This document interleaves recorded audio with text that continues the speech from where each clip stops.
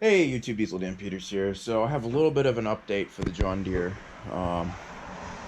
So the videos you're about to see on those, I believe, from a few months ago actually. Let me just move some of this stuff. Give me one second.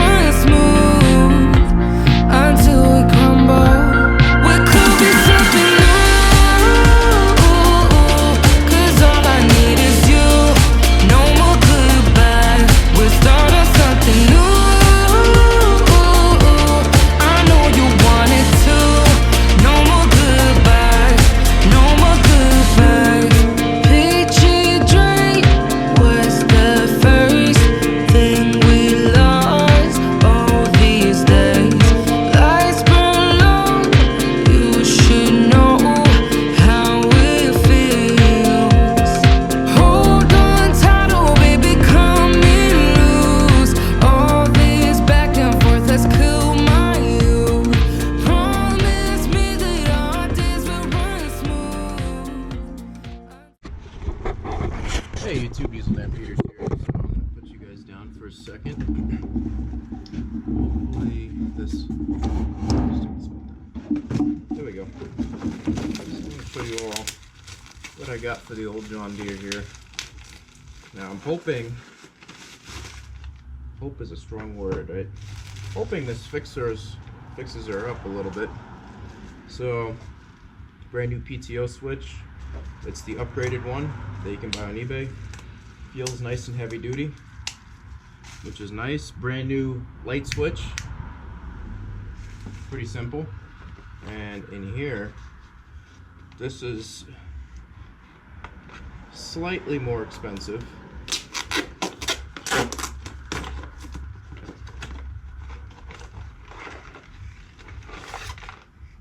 And it's also something that always goes wrong on these.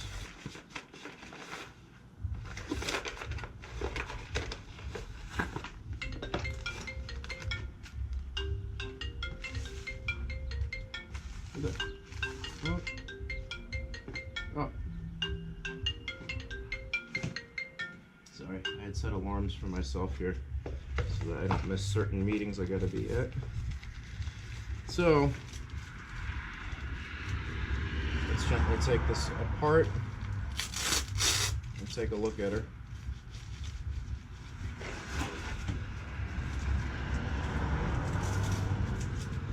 And basically, before I go ahead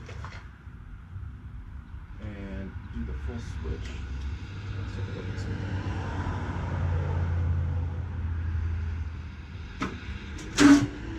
Oh. So I guess the stock John Deere key works for this too, if I want to use it, which is nice. Let's see.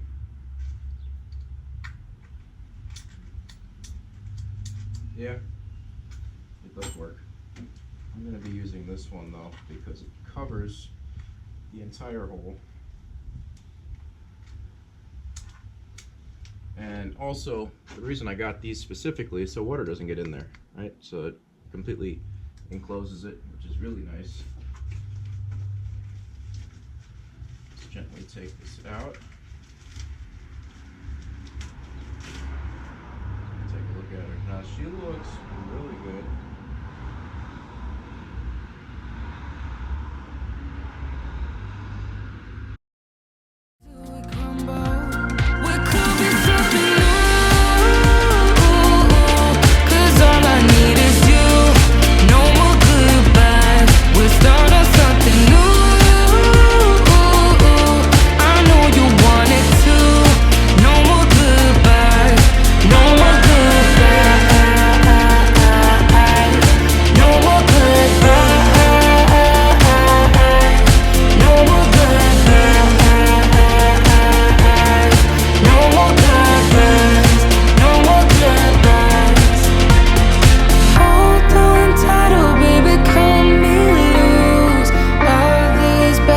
earth has killed my youth.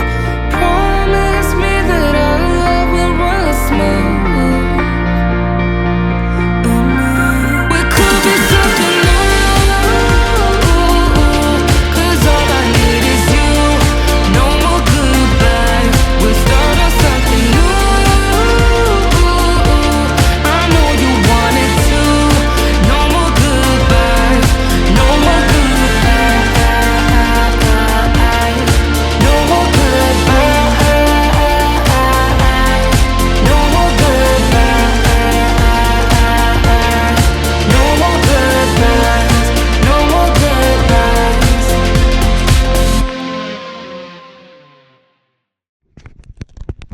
Okay, YouTube, here we go. So those videos were from my probably about a month or two ago now. So basically what ended up happening was kind of two things.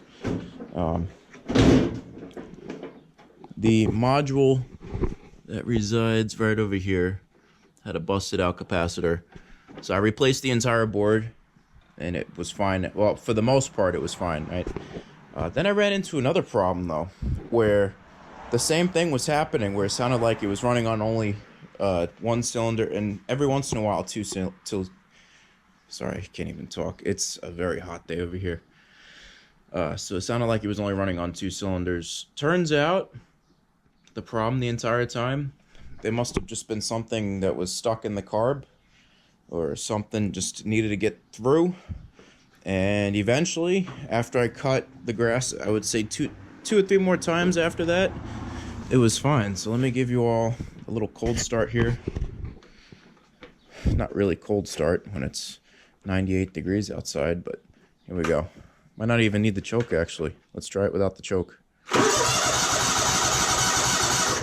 Ah, so close. Alright, let's see if I can do the choke.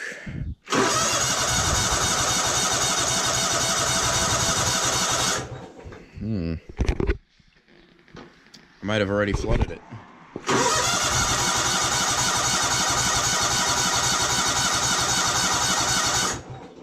Hey, wait a second. Let me put the choke all the way up before I burn out. That way, no. Right, all the way up. There we go. That was my fault, YouTube. Sorry about that. I can't tell if it was flooding out or not, but...